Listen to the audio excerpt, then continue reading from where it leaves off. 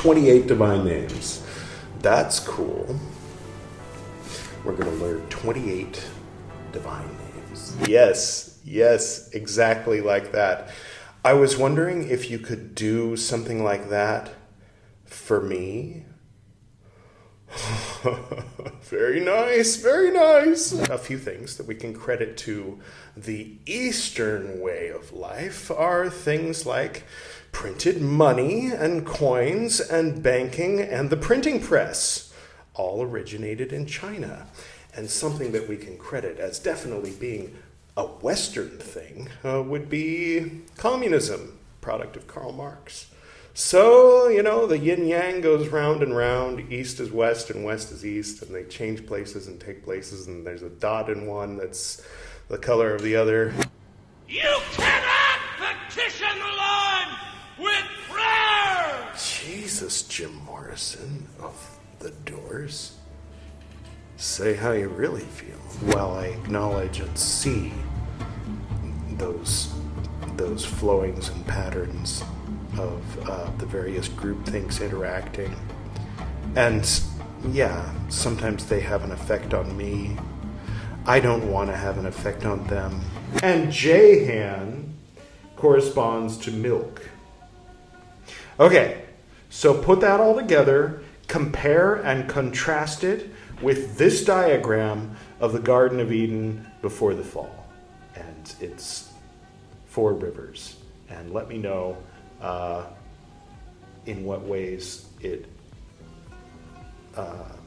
overlaps accurately and in what ways it doesn't, and any interesting discrepancies that are telling. And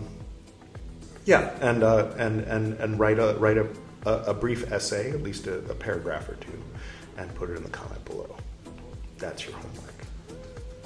Don't forget, Meccan Revelations 26. So write that all down, rewind this, and write that all down. I know you can't resist. Anyway, I look forward to reading your thoughts. Quote, microcosmic, and quote, lesser resurrection, and the quote, macrocosmic, and quote, greater resurrection.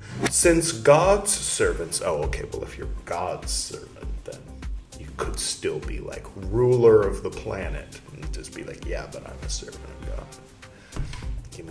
Pass me the broom and the plunger. Khusro immediately came up with the idea of dressing in a yellow ghagra, along with chunni. Some accounts refer to him draped in a sari. Him in a sari.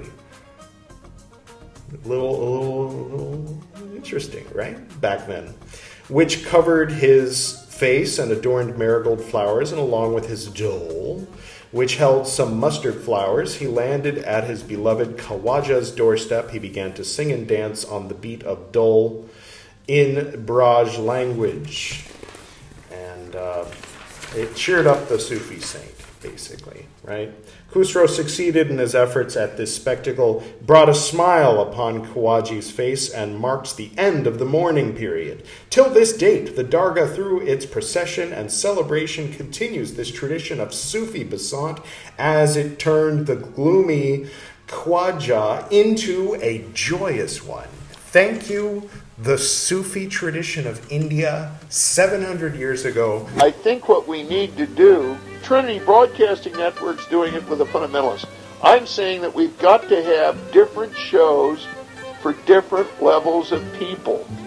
Like there ought to be a channel where you can see a lot of Robert Bly and you can see Thomas Keating, but you can also see somebody who's a comedian, perhaps, who's got a blown-out sense of humor, even an R-rated sense of humor, who is aiming people at something constructive. You could do that by narrowcasting on television. I think using television. I think having programming, a lot less network programming, a lot less bulk and crest, and a lot more narrowcasting. Narrowcasting. Narrowcasting means Andrew de Pisano, my Tantric Buddhist teacher, is on a cable channel over on the west side. Uh-huh. He's got a program. People watch that. What we've got to do is bring some of that narrowcasting, not necessarily on Tantric Buddhism, but on the issues of affective education. And programming which positively reinforces affective education. I mean, sure, it's like, oh, that's interesting. What was that? Okay, well, that was from the interview that Kes Fry did with my dad on Thursday, July 25th, 1990. 6th, Thursday, July 26th, 1990. Yeah, well, anyway, it's interesting because it was 1990, before the internet like got going as a thing in public consciousness with the AOL free 20 hours CD-ROMs. Anyone remember those? And anyway, yeah, you can see how, well, you know, I'm not doing content on affective education, whatever that is. I do have occasionally an R-rated sense of humor in the things I do talk about. So watch Tron, watch The Princess Bride, listen to Depeche Mode music for the masses, and become one with the great being. That's your homework. So I was thinking that the next episode, that the one with me, first of all, I was thinking that I would have my full outfit instead of this half-ass thrown together. I'm sorry for insulting you by wearing this. No, I'm being extreme. I wonder if I can unplug. No, maybe later. I'm charging my phone right now, so toward the end of the video, I'll unplug this from the power supply, because by then the battery will be charged enough, and I'll show you some of the rest of my new office temple. So, oh yeah, I promised you a little tour, didn't I? Alright, so this is the Chicken Philosophy bookshelf as of today. It's got stuff hanging on it. It's still empty inside, but the books that belong in it are in these boxes somewhere. This is our old friend Padmasambhava. It's also a skill to be able to both set it aside and take it up as 100%, like 100% Jesus, 100% man, 100% God, right? You can be both 100% like rational and 100% invested in being a dimwit. No, 100% goofy, 100% able to become a god for a ceremony without any thought of, yeah, but I'm not actually this god. Just as he who loves you gave you your creation, so also you should give him that for which you were created. Pygmalion.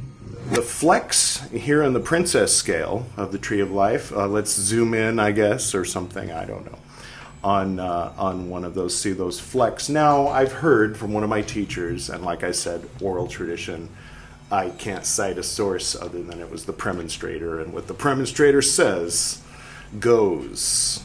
It's like when the Pope speaks ex cathedra in your Golden Dawn cult, right? So yeah, that's the influence of chaos, or the influence of the Klipot, the influence. But I don't know. I don't necessarily buy that. But the point is, what's the point? Here on Earth, you can, with a human brain, while you're walking around on Earth, you can look at things in terms of like the news. You know, is it MSNBC? Is it Fox? Is it dogmatic Islam? Is it dogmatic, Brahmanic sort of Vedic, philosophy? Or is it, dogmatic this, dogmatic that? And it's like, okay, well, that exists. For one, I don't find it very interesting. But sometimes, like, for example, when we're reading Ibn Arabi, it's like he kind of defaults back to that sometimes, like which is understandable because it was his surroundings. He didn't, I don't think, go anywhere that wasn't, pretty much dogmatic Islamic groupthink, right? But he gets really far out there into realms where he's talking about like when you're a saint, which means like when you're a Sufi, when you're walking the walk, when you're fully like what Buddha would call a recluse, when you're when you're on your journey, you're on your spiritual journey, and it's your number one thing that you're doing, then sometimes you might end up, adopting a certain like way of perceiving God, a certain theophany, a certain form of God, and that is the way that you perceive God for that period of time, and it's right. The only thing that would be wrong about it is if you said it was the only one that was right, because all the other ones are right too. Ud Samankand, note to self. I'm not going to make Editor Edward do it, but note to self. Find out what that is. What is Samankand? You should be able to point to that on a map. Depends on how up close you are. If you're looking from space, then you might be like, yeah. There's Mecca, there's Salt Lake City, Utah. That's one thing, and then there's everything else. So if someone asks you, how come you haven't been invoking Thoth lately? Then you can simply reply, because he is in me and I am in him. Mine is the radiance whereof the gods were sprung, which is as life unto the dwellers of the watchtowers of the universe. No, they're not being anti-Muslim.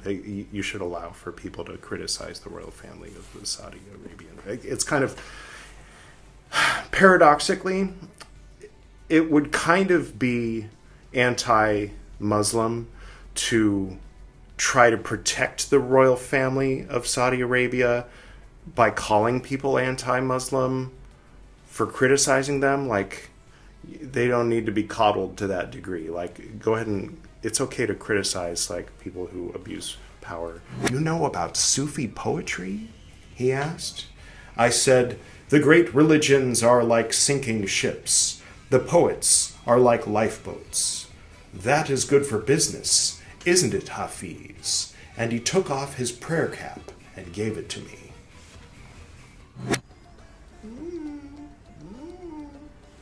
Uma and Ama, there's a lot of difference a vowel makes. Let's put some, going Catholic cemeteries up on the screen, little burial areas. So like you got to have a little plot of real estate for your bones if you're waiting for the resurrection of the body, or you come from a tradition that used to wait for the resurrection of the body, but now just to honor the tradition or whatever, you're still doing it. I don't know. There's something a little more civilized in my mind about just a field of ashes. If you have a really loose definition of fun, if you're in a state of pure transcendence where you go, oh, dog shit, how fun. Okay, well, God is important. Sharia is important. I shall not put it in the potato. Give me the potato. حسبي ربي جل الله ما في قلبي غير الله نور محمد